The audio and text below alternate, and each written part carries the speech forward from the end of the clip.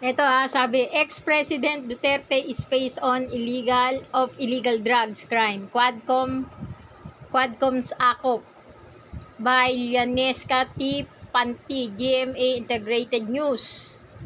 GMA News to Published December 13, 2024 at 11:14 p.m.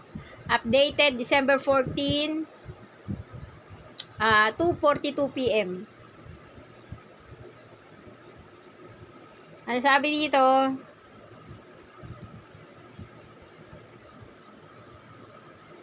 Former President Rodrigo Duterte is at the center of the criminal syndicate involving the illegal drug trade, and other crimes. A vice chairperson of House Quadcom Committee said at the conclusion of its probe on bloody war for the year. House Quadcom Vice Chairperson and Antipolo Representative Romeo Acop made the statement late Thursday night, citing testimonies from resources person during the Joint Panel 12 marathon hearing.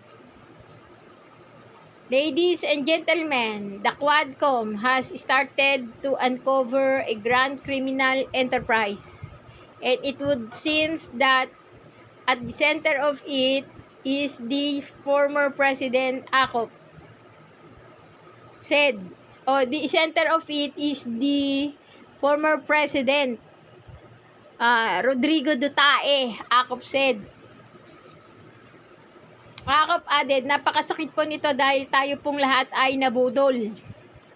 Nilunod po nila, former president and his allies, ang bayan natin ng droga at kumita sila dahil dito.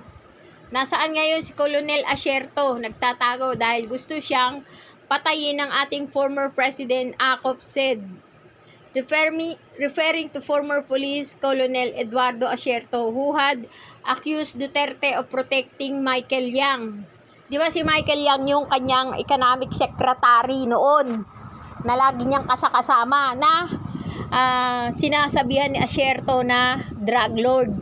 At si mismong si Asierto ang nagpatotoo na si Michael Yang ang tumatanggap ng mga raw material para sa paggawa o pagluto ng shabu sa isa sa mga laboratory nila sa Davao. Yung kalimutan ko lang. Basta merong siyang laboratory ganun.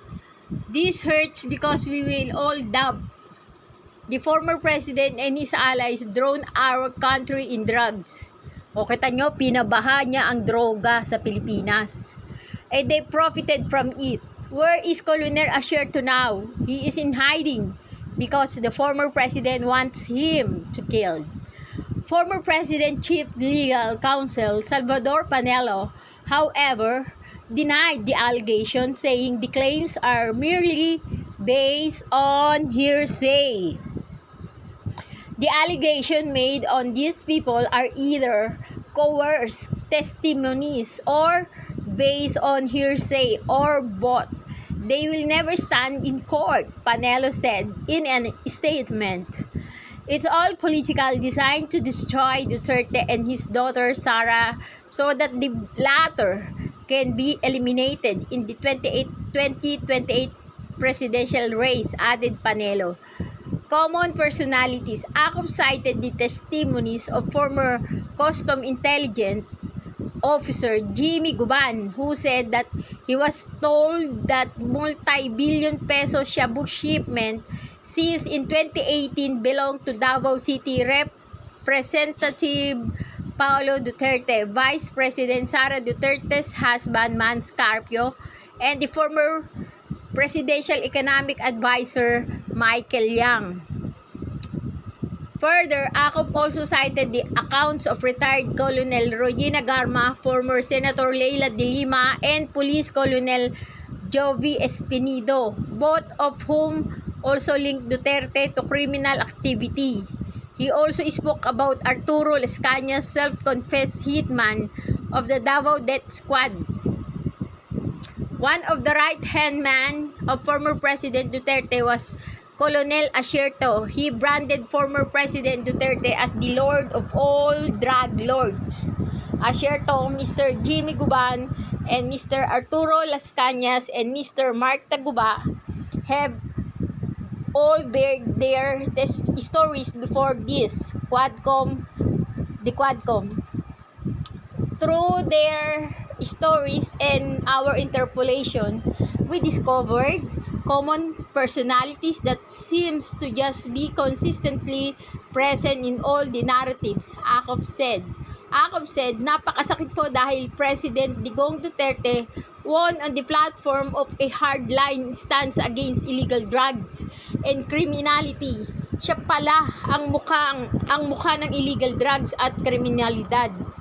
Si Rodrigo Duterte, yan ang kanyang kampanya, lalabanan natin ang mga illegal na droga. Sabi niya pa, ala Dragon Ball Z pa yung mga kanyang kamay-kamay noon. Illegal na droga, labanan.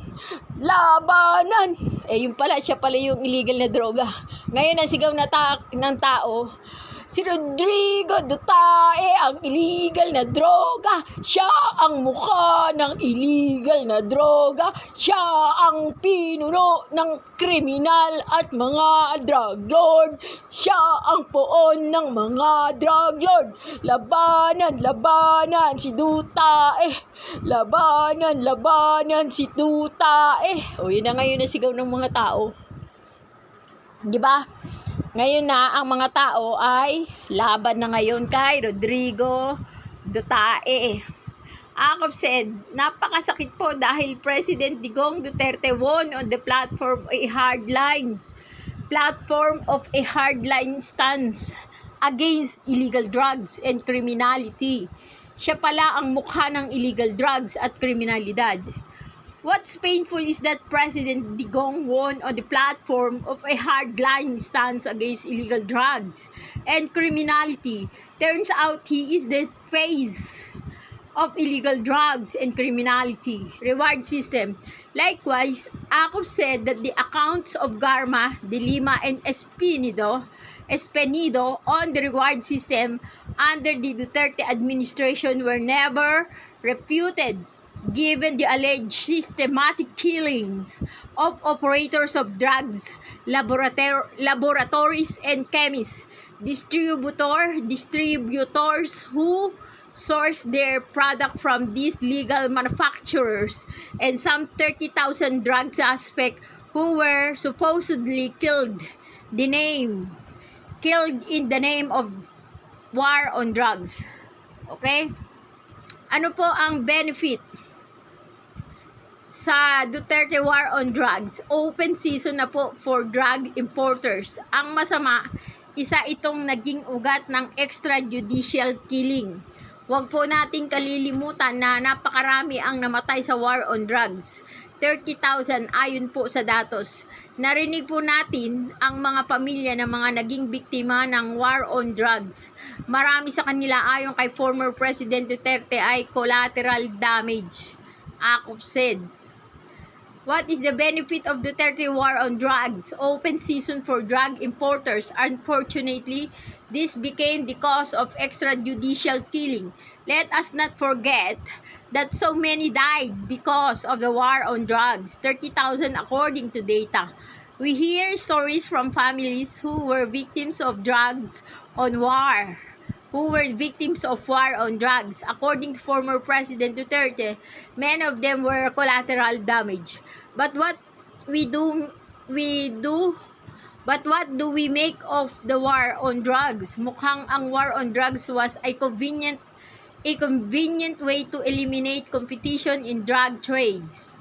Okay? So, isa yun sa naging paraan ng Duterte administration para ma-eliminate yung kanilang kompetisyon sa illegal drug market. So, isa sa maging paraan nila yun para makopo nila yung illegal drug market. More specifically, the local manufacturer. Let us remember, ang key feature ng war on drugs ay ang reward system. Every kill is compensated, Akop said.